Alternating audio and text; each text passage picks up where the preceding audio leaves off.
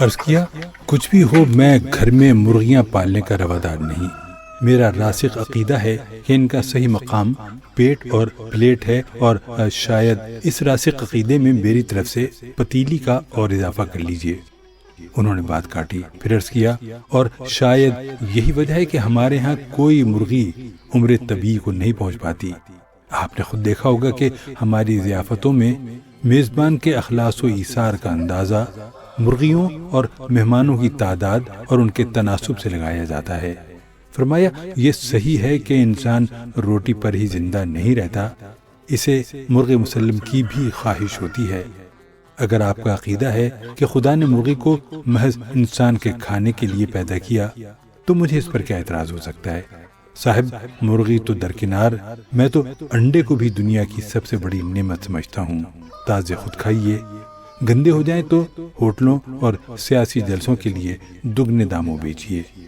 یوں تو اس میں میرا مطلب ہے تازہ انڈے میں ہزاروں خوبیاں ایسی کہ ہر خوبی پہ دم نکلے، مگر سب سے بڑی خوبی یہ ہے کہ پھوڑ سے پھوڑ عورت کسی طرح بھی پکائے یقیناً مزیدار پکے گا. آملیٹ، نیم برش، تلا ہوا، خاگینہ، حلوہ. اس کے بعد انہوں نے ایک نہایت پیچیدہ اور گنجلک تقریر کی جس کا ماحصل یہ تھا کہ آملیٹ اور خاگینہ وغیرہ بگاڑنے کے لیے غیر معمولی سلیقہ اور صلاحیت درکار ہے جو فی زمانہ مفقود ہے. اب یہاں یہ سوال کیا جا سکتا ہے کہ آخر مرغ اذان کیوں دیتا ہے؟ ہم پرندوں کی نفسیات کے ماہر نہیں، البتہ معتبر بزرگوں سے سنتے چلے آئے ہیں کہ صبح چڑیوں کا چہچہانا اور مرغ کی اذان دراصل عبادت ہے. لہذا جب مرزا عبد الودود بیگ نے ہم سے پوچھا کہ مرغ اذان کیوں دیتا ہے تو ہم نے سیدھے سباؤ یہی جواب دیا کہ اپنے رب کی حمد و ثنا کرتا ہے. کہنے لگے اگر یہ جانور واقعی عبادت گزار ہے تو مولوی سے اتنے شوق سے کیوں کھاتے ہیں؟ ایک دن موسلا دھار بارش ہو رہی تھی. تھکا ماندہ بارش میں شرابور گھر پہنچا تو دیکھا کہ 3 مرغے میرے پلنگ پر با جماعت اذان دے رہے ہیں. سفید چادر پر جا بجا پنجوں کے تازہ نشان تھے.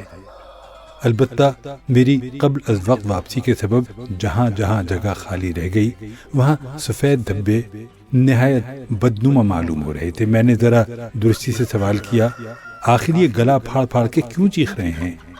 بیوی بولی آپ تو خواہ الرجک ہو گئے ہیں، یہ بیچارے چونچ بھی کھول لیں تو آپ سمجھتے ہیں کہ مجھے چڑھا رہے ہیں.